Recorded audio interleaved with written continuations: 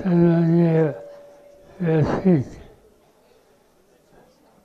आणि उपस्थित कार्यकर्ता बांधवभगिनी,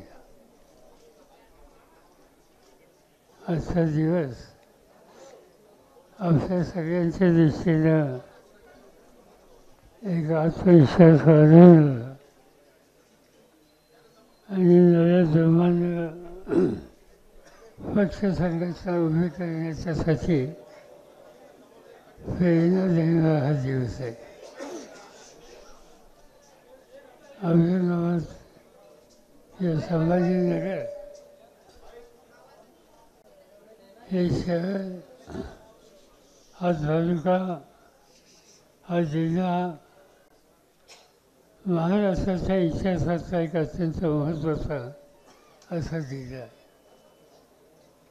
स्वातंत्र्य मिळालं, देश स्वतंत्र झाला, पण देशाचा काही भाग या स्वातंत्र्याच्या पासून बाजूला होता आणि ज्याच्यामध्ये या जिल्ह्याचा या भागाचा उल्लेख करावा लागेल.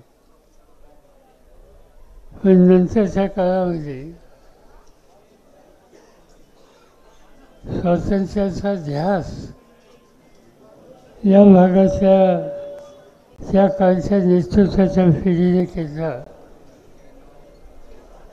आणि हा मुक्तीसंग्रामाचा लढा यशस्वी केला आणि आपण सगळेजण भारताच्या भागाचा एक हिस्सा आहोत. हा इतिहास तुम्ही लोकांनी तुमच्या वादवडिलांनी निर्माण केला. अनेक लोक आठवले जातात की कशाची त्यांनी अपेक्षा केली नाही. विचार गांधी नेहरूंचा स्वीकारला आणि त्यासाठी प्रयत्नांची पराकाष्ठा केली आणि त्यामधून हा भाग देशाच्या गांधी नेहरूंच्या विचाराचा एक महत्त्वाचा भाग म्हणून ओळखला जायला लागला. मध्यंतरी बरीच स्थित्यंतर झाली. पक्ष झाले, पक्ष फुटले, पुन्हा पक्ष एकत्र राहिले, पुन्हा पक्ष फुटले आणि एक नवीन चित्र निर्माण व्हायला लागलं. अलीकडच्या काळामध्ये हे चित्र महाराष्ट्रामध्ये झालं. एका विचाराने आपण जाणणारे लोक होतो, त्या विचारामध्ये दोन भाग झाले गेले आणि अनेकांना चिंता वाटत होती त्या पक्षाने याचं भवितव्य काय. मला एका गोष्टीचा आनंद आहे की अक्षरशः हजारो कार्यकर्ते असे होते ज्यांनी सत्याचा विचार केला नाही, पण जी विचारधारा स्वीकारली त्याच्याशी त्यांचं तडजोड केली नाही. आणि तडजोड न करणारी ही जी प्रचंड शक्ती आज ठिकठिकाणी आपण बघतो आहोत, त्या सगळ्याचे तुम्ही महत्त्वाचे हिस्सेदार आहात आणि त्यामुळे अनेकांचा आत्मविश्वास तुमच्या सामुदायिक प्रयत्नाकडे बघून हा वाढत असतो. आज आपल्याला अनेक गोष्टी करायच्या. हा देश शेतीप्रधान देश आहे आणि शेतीमध्ये लावणारा, कष्ट करणारा, त्याच्या सुखदुःखाकडे बघण्याच्या उद्देशाची भूमिका ही आपल्याला देशात राबवायची. आज देशाचं नेतृत्व चुकीच्या लोकांच्या हातात आहे. गेली 10 वर्ष आपण बघितलं, नरेंद्र मोदीच्या नेतृत्वाखाली या देशात सरकार आपण पाहिलं. हे सरकार शेतकरी असोत, कामगार असोत, तरुण वर्ग असोत, अल्पसंख्याक असोत, आया बहिणी असोत, आदिवासी दलित उपेक्षित असो यांच्या हिताची दफरक न करण्याची भूमिका करणारे त्यांच्या हातामध्ये आज देशाची सत्ता आहे. आणि या लोकांचं वैशिष्ट्य आहे, त्यांना देशाचा इतिहास बदलायचा आहे. मी पार्लमेंटमध्ये अनेकदा बघतो मोदी साहेब भाषण करायला उठतात आणि त्यांच्या भाषणाचा जो एक 50 मिनिटाचा भाग असेल त्याचे 20 ते 25 मिनटं ते जवाहरलाल नेहरू आणि त्या काळच्या नेतृत्वांच्या टीकाटिप्पणी करतात. ज्यांनी आयुष्याचा अतिशय महत्त्वाचा भाग, उन्नतीचा भाग इंग्रजांच्या तुरुंगात घालवला, देशाला स्वातंत्र्य मिळवून दिलं. स्वातंत्र्याच्या नंतर नवीन देश उभा करण्याच्या संबंधीचं सूत्र हे देशवासियांच्या समोर ठेवलं.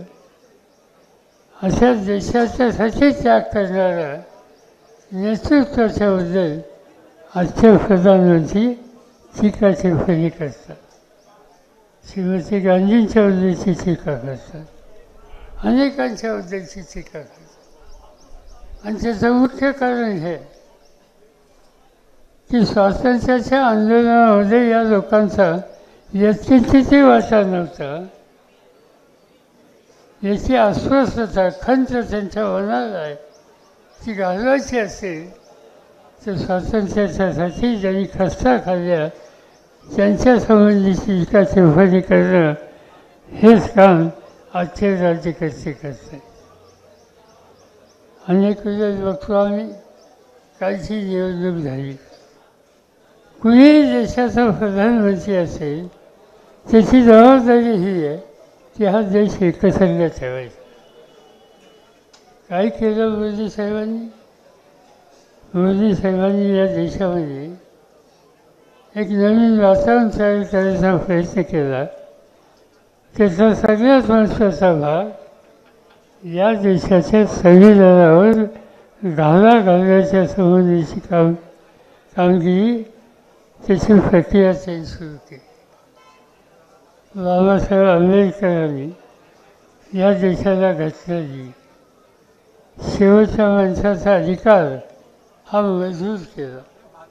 आणि आज नेमकं या संविधानाच्या माध्यमातून हा देश चालला पाहिजे हे सूत्र देशांनी स्वीकारलं. त्या संविधानावर हमला करण्याचं काम मोदी आणि त्यांच्या सगळ्या सरकारने केलं.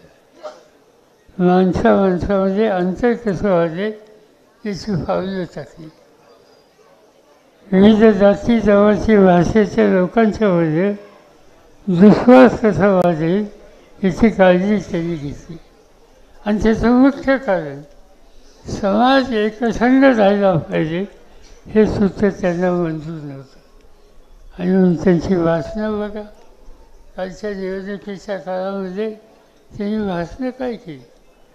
देशाचा प्रधानमंत्री त्यांनी सांगितलं समाजातल्या अल्पसंख्याकांच्या बाबतीत की यांच्या हातात सत्ता जर गेली तर या देशाच्या भगिनीच्या गळ्याचं मंगळसूत्रसुद्धा राहणार नाही. या प्रकारचा अतिशय विचारी ही प्रचार भूमिका मोदी साहेबांनी देशाच्या समोर वाढली. आणि म्हणून हा अत्यंत चुकीचा आणि विचारी विचार ज्यांच्या मनामध्ये आहे त्यांच्या हातात देशाची सत्ता ही देशाच्या हिताचं नाही. आणि म्हणून या आव्हानाला सामोरं जायचं हे सूत्र घेऊन तुम्हाला मला काम करावं लागेल. आणि हे काम करायचं असेल तर गांधी नेहरूंचा विचार आज तुम्ही सगळ्यांच्या विचारांनी जातो तो विचार मजबूत करणं हे काम तुमचं माझं सगळ्यांचं आहे. अलीकडे बघतो आपण छोटे मोठे नवीन निर्णय जाहीर केले जातात. लोकांना आशेची फळं कशी दाखवता येईल याबद्दलची काळजी घेतली जाते. त्याच्यात सत्यता नाही आहे. अनेक गोष्टी सांगितल्या जातात, आम्ही हे करू आम्ही ते करू, आम्ही असं परिवर्तन करू, अनेक आश्वासने दिली जातात. पण ती आश्वासने सत्यावर आधारित आहेत. आपण बघितलं गेल्या 2 महिन्यामध्ये महाराष्ट्राच्या सरकारने किती आश्वासने दिली. भगिनींच्यासाठी धोरण जाहीर केलं. काय त्याच्यात नवीन होतं? स्त्रियांचा सन्मान ही भूमिका आपण कायमची घेतली. या देशामध्ये स्त्री मुक्तीचा विचार आणि स्त्री शक्तिशाली करण्याचं महिला धोरण हे आपण लोकांनी पहिल्यांदा मांडलं. त्या धोरणातून महिलांचा आत्मविश्वास वाढवला आहे आणि आज नेमकं महिलांच्या नावावर एक वेगळी भूमिका त्या ठिकाणी केली जाते. मनापासून तुम्ही जर नरेंद्र मोदींना विचारलं की या धोरणाबद्दलचं तुमचं प्रामाणिक मत काय आहे, त्यांनी जाहीरपणाने सांगितलं ही रेवडी आहे. म्हणजे या रेवड्या वाचल्यात याच्यात सत्य नाही आहे.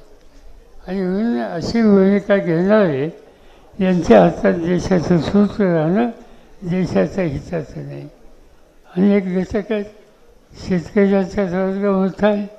आज शेतीमालाच्या किमतीचा प्रश्न हा देशात गाजतोय. काल पार्लमेंटमध्ये या प्रश्नाच्यासाठी दंगा झाला. काय मागणी होती विरोधकांची?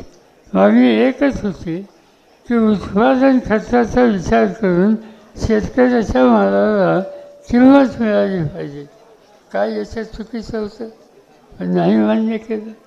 सवरून भाजपचा पक्ष सभागृहात उभा राहिला.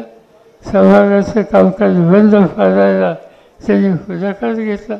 याचा अर्थ स्वच्छ आहे की या देशामध्ये काळ्या आईची सेवा करणारा आणि देशाच्या बहुसंख्य लोकांचा 2 वेळचा अन्नाचा प्रश्न सोडवणारा हा बळीराजा आहे. त्या बळीराजाच्या बद्दलची आस्था आजच्या राज्यकर्त्यांच्या मनामध्ये नाही. स्त्रियांच्याबद्दल नाही, बळीराजाच्याबद्दल नाही. तिसरा महत्त्वाचा वर्ग कष्टकरी वर्ग. एक काळ असा होता की कष्टकऱ्यांच्या हातामध्ये संबंध देशाचं अर्थकारण होतं. मुंबईसारख्या शहरामध्ये 100पेक्षा जास्त टेक्स्टाईलच्या गिरण्या होत्या. इथला शेतकरी कापूस पिकवायचा, मुंबईला पाठवायचा. त्या कापड गिऱ्यांचं कापड तयार व्हायचं आणि देशामध्ये समृद्धी यायची. आज 150पेक्षा जास्त कापड गिरण्या त्या मुंबईमध्ये होत्या. त्यातल्या 148 गिरण्या आज बंद झालेल्या आहेत. हाताचं काम त्या ठिकाणचं केलं.